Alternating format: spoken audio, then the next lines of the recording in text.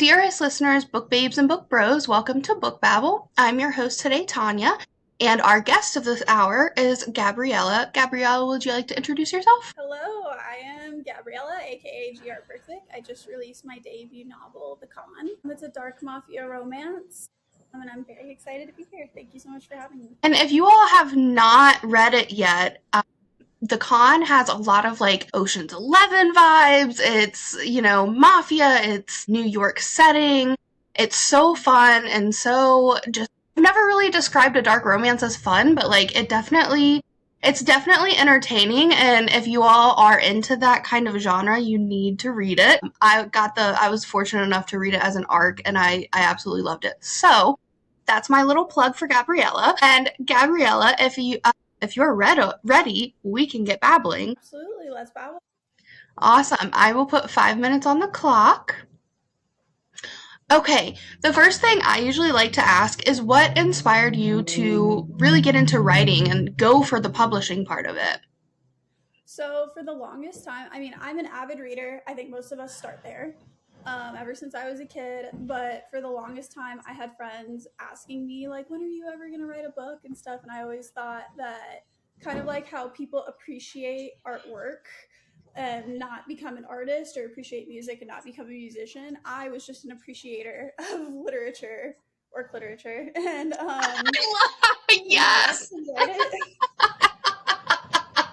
But I was actually really stinking bored at work one day. And my job's a little weird. I was out in the middle of nowhere, no internet, no one to talk to. And I was reading a lot of mafia romance at the time, but I just really had this urge to have a very strong female main character.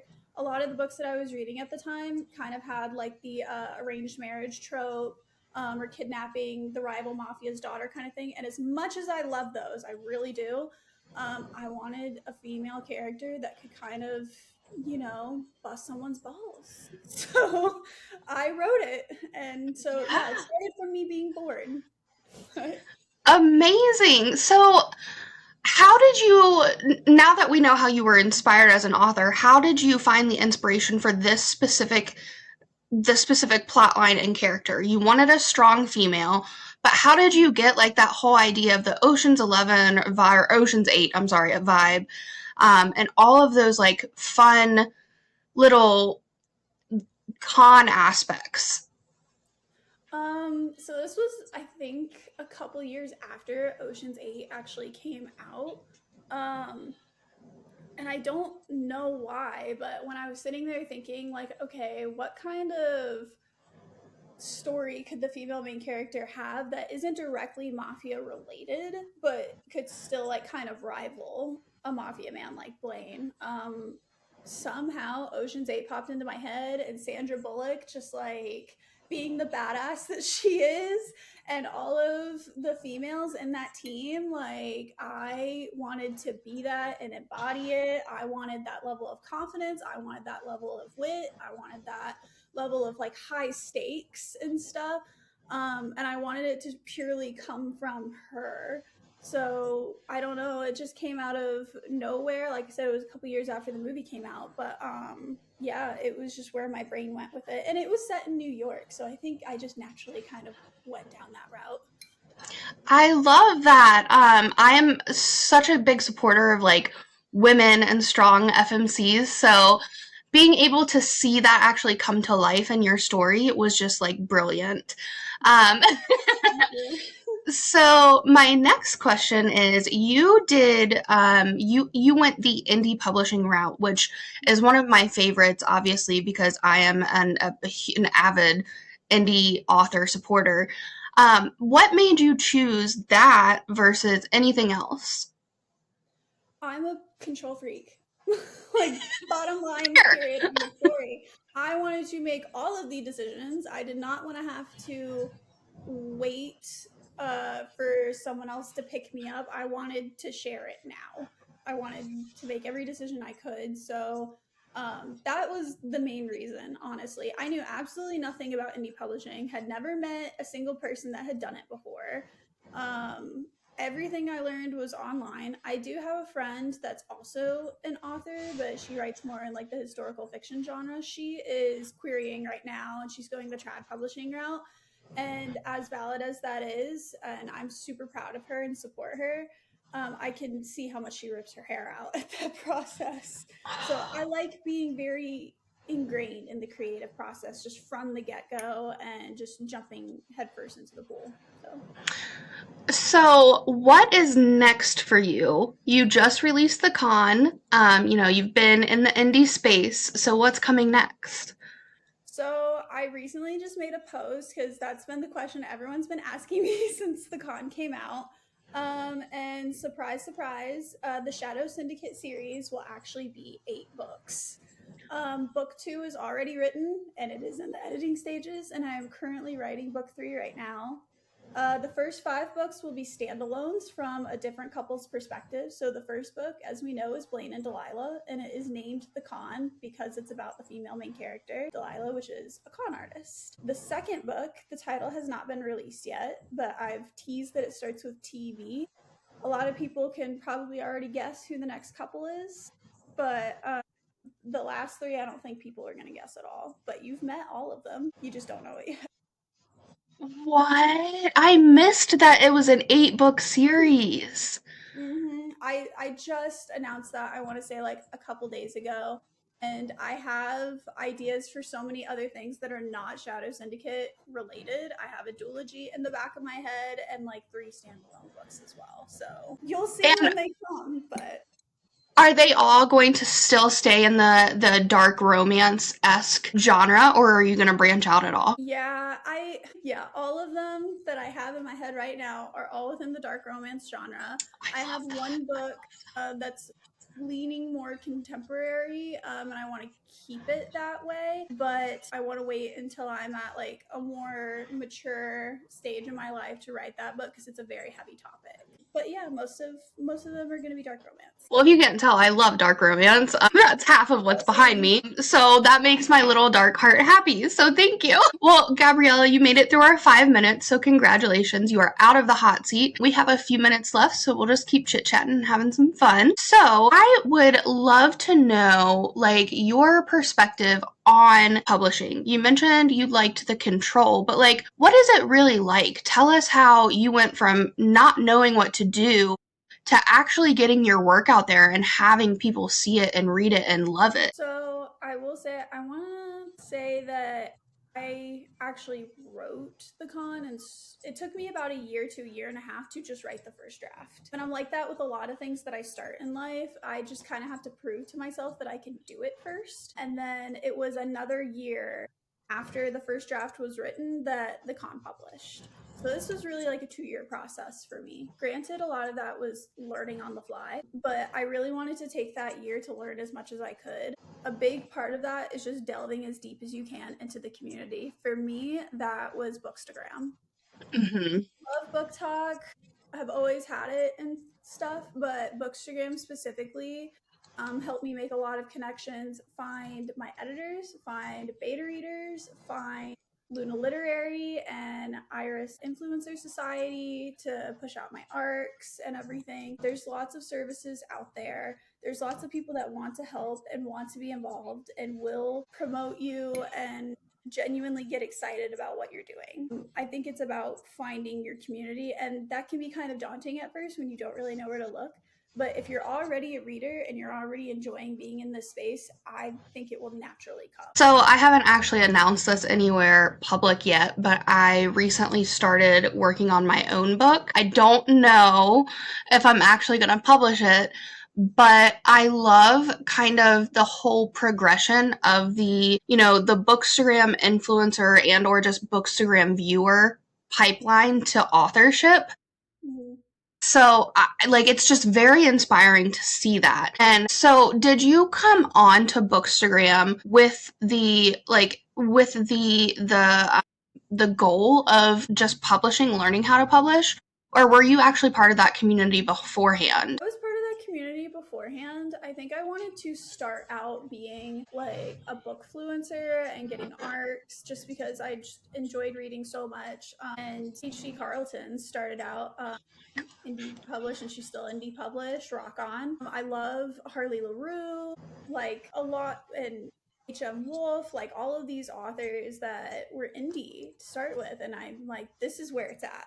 As much as I love Mm-hmm. track published books and stuff too, this is where it's at for me. So I definitely started on that pipeline. And I think you're either in one of two camps when you're thinking about writing a book and starting indie publishing.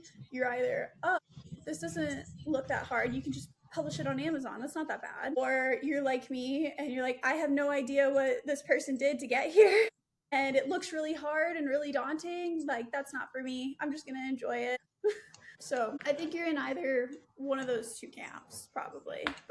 And it is daunting to jump into it, but it's 100% worth it. I absolutely love that you were already part of this community and you kind of leveraged that for your author debut. Like you said, the bookstagram community, really the indie community as a whole, it's very, I want to say it's very niche, but like everyone is so supportive for the most part. And it's just like, it's hard to explain what it's like to be a part of it without being a part of it. And that sounds very cultish, but like it's not. If it's a cult, I am willing to be a part of that cult. So I wanted to jump back once more to kind of your drafting process and what you had said before. You said it took you about a year and a half to write the con and then another year to publish it. And then during our 5-minute AMA, you said you already had books two written and book 3 started. So how does that work? What is your writing process? Like, are they all going to take a year to a year and a half? Like, what are your plans there? So I want to say the con took me longer because I was in the process of finding my voice. I had written like short stories like as a kid and stuff, but I hadn't really sat down and like wrote something that thick before. And I also did not know that it was going to be that thick. I want to say she started out at like 125 ish words, and then through my 2 rounds of beta reading, my editing, she ended up around 150K, and I didn't know what 150,000 words looked Is like. that really how big it is? It doesn't seem that big. Some people have told me that. Some people say like it's too long, but you know, everyone has like their preferences, and I'm okay with that. This is how long it took to write it, and I went based on the feedback that I got in my editing process and my alpha and beta reader process. But yeah, I didn't realize how much that was until it was printed in front of me, and I was like, oh, I wrote that. But I think that's why the con took me a year the first time. The second book only took me, I want to say, around 6-7 months for my first draft. And I'm like a mix between a plotter and a pantser, I would say. I like know the main beats that I want to happen, but the in between parts, I'm kind of like, I don't know what happens there. Let's just find out. So that only took me 6 to 7 months to write, and I'm like pretty detailed in my first drafts. I know some people will kind of like breeze through the first draft and then make it pretty as they go. I'm kind of the opposite, so the first draft takes me longer than editing and alpha and beta reading does. So, and I now like somewhat know what I'm doing as far as the publishing process and who I want to work with, who my trusted editors and stuff are, my trusted beta readers in my community. So I don't have to spend as much time like with my hair on fire trying to figure it out. So I would say I will at least have, my goal is to have 2 books out within a year, like within the same 12 months. You know, with how the fact that you're already finished with book 2 and you have your community built, I honestly think you can do it. And I can't wait for TV to come out. Since I don't know the name of the book yet, I'm just going to refer to it as TV. It'll be announced here probably in like a couple months. I've seen a lot of good guesses on what the title is, but I haven't seen anyone guess correctly so far. Wow, really? Mm-hmm. All right, everyone needs to get on there and figure it out. We've got to pull out like our magnifying glasses and get to searching those books, those words through the con and figure out who it is. We're just about at time, and this is right around the time that we typically offer up the floor to you. So you can go and like go through any upcoming events you have going on, any special announcements. So Gabriella, the floor is yours. All right, so yep, The con just released on the 18th of May. It's almost been a whole month since she's been out. Thank you to everyone who's read it so far and all the ARC readers leaving reviews. I love reading through them and seeing everyone's edits and stuff on Book Talk and Bookstagram. It makes my little indie author heart so happy. I'll like watch them before I go to bed. But as far as like upcoming exciting things, I will have a Shopify up here pretty soon. I just moved states, so I'm trying to settle in here and make sure everything's ready before I put that up so I can now give you signed copies. The con also has discreet and spicy covers. The discreet cover is only available for print on Amazon because Amazon's a little funky as far as having two titles with different covers for some reason, or like Yes. two different covers for some reason. So you will have the spicy cover available to you through my Shopify then. And I also have a couple of indie bookstores or local bookstores that the con will be available at, one of which is Hidden Gems in Colorado Springs, Colorado, and Monument, Colorado. And I will have more to come in my newsletter for that. So Oh if you get my a chance to god. pick up the con in the wild, please share it with me. I would love to see.